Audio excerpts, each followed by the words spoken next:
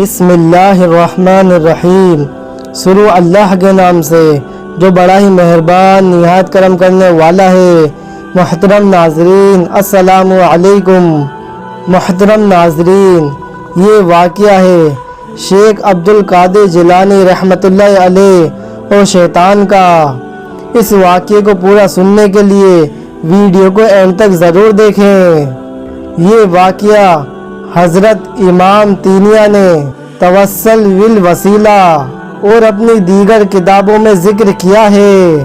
کہتے ہیں کہ شیخ عبدالقادر جیلانی رحمۃ اللہ علیہ ایک بار اپنی عبادت میں مشغول تھے کہ ایک نورانی روشنی ظاہر ہوئی اور غیب سے آواز آئی کہ اے عبدالقادر، میں تمہارا رب ہوں اور جو چیزیں دوسروں پر حرام ہیں وہ میں تمہارے لیے حلال کرتا ہوں۔ تو شیخ عبدالقادر جیلانی رحمۃ اللہ علیہ نے پوچھا کہ کیا تو وہی اللہ ہے کہ جس کے علاوہ کوئی عبادت کے لائق نہیں؟ تو جواب میں خاموشی رہی۔ تو پھر شیخ عبدالقادر جیلانی نے کہا کہ دور ہو کہ اللہ کے دشمن۔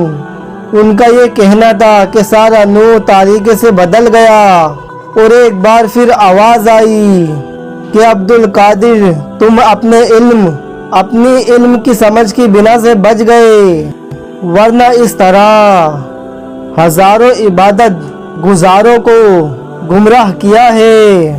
تو پھر شیخ عبدالقادر جیلانی نے کہا، اے مردود شیطان، کہ میں اپنے علم کی وجہ سے نہیں بچا بلکہ میں اپنے اللہ کی مہربانی سے بچا ہوں۔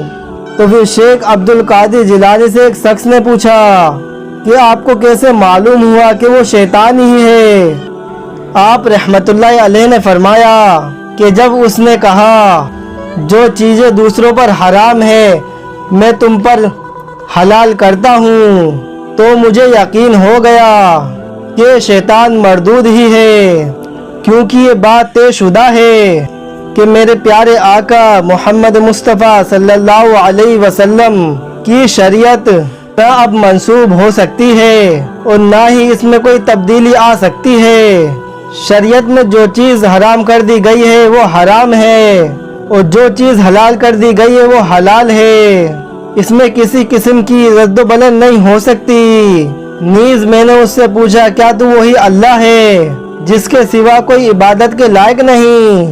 تو وہ جواب نہیں دے سکا، کیونکہ شیطان اللہ ہونے کا دعویٰ تو کر سکتا ہے لیکن یہ دعویٰ ہرگز نہیں کر سکتا کہ وہی اللہ ہے جس کے سوا کوئی عبادت کے لائق نہیں۔ محترم دوستو، اس واقعے میں یہ سبق بھی ملتا ہے کہ انسان اپنے علم کی وجہ سے اللہ کے نزدیک کبھی بھی نہیں ہو سکتا، کیونکہ علم تو شیطان کے پاس بھی بہت تھا۔ انسان صرف اور صرف پرہیزگاری کی وجہ سے اپنے اللہ کے قریب ہوتا ہے۔ اور دوسری بات یہ ہے، عبادت وہی ہے جس سے انسان کا دل نرم ہو جائے اور جس عبادت کرنے سے انسان کے دل میں تکبر آ جائے اس عبادت کا کوئی فائدہ نہیں۔ حضرت محمد صلی اللہ علیہ وسلم نے ارشاد فرمایا کہ اللہ کے نزدیک سب سے بہتر وہ ہے جو تقوی میں سب سے بہتر ہے۔ اللہ تعالی شیطان سے ہماری حفاظت فرمائے اور ہمیشہ ہمیں ہدایت دیتا رہے، آمین ثم آمین۔